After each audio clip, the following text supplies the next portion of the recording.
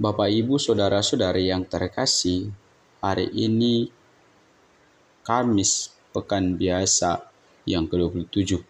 Bacaan pertama diambil dari surat Rasul Paulus kepada jemaat di Galatia, bab 3 ayat 1-5.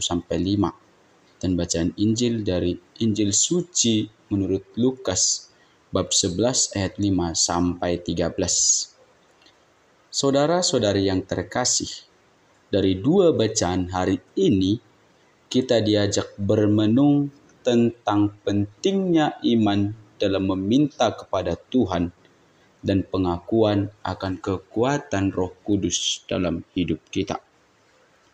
Rasul Paulus dalam suratnya kepada jemaat di Galatia mengingatkan orang-orang Galatia supaya tidak lagi kembali kepada hukum Taurat, karena mereka telah menerima Roh Kudus oleh karena iman. Paulus juga mengingatkan bahwa seluruh anugerah Roh Kudus dan seluruh mujizat-mujizat yang terjadi dan dialami dalam kehidupan orang-orang Galatia tidaklah datang oleh karena hukum, melainkan datang karena iman akan Yesus Kristus. Ingin disampaikan kepada kita, mengingat segala sesuatu kebaikan yang kita alami di dalam hidup ini adalah bentuk kasih karunia Tuhan bagi kita, bukan karena usaha, bukan karena prestasi atau kehebatan kita. Maka pentinglah bagi kita untuk tetap memiliki iman yang teguh akan Yesus Kristus.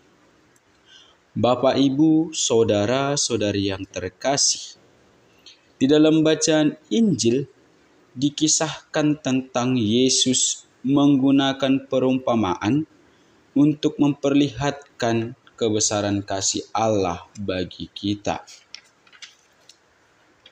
Di dalam situasi yang mungkin terasa tidak akan ada harapan, seperti meminta roti di tengah malam, mungkin saja kita akan mengalami keputusasaan.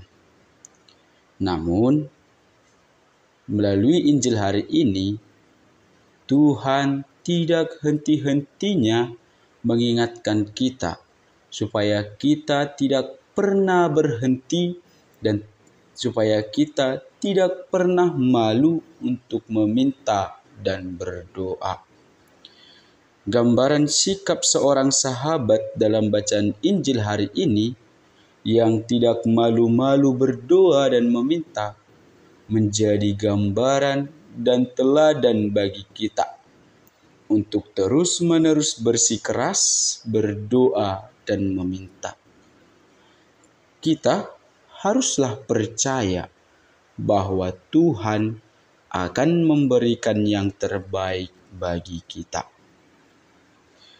Bapak, Ibu, Saudara-saudari yang terkasih, perumpamaan yang diberikan Yesus hari ini sangatlah relevan jika kita hubungkan dengan kehidupan kita, di mana kita hidup di zaman yang dikit-dikit galaulah, apa-apa galaulah, karena hal kecil pun kita bisa galau. Ujung-ujungnya kita mengurung diri di kamar. Akibatnya kita stres berkepanjangan. Karena stres, jadinya kita mogok segala sesuatu.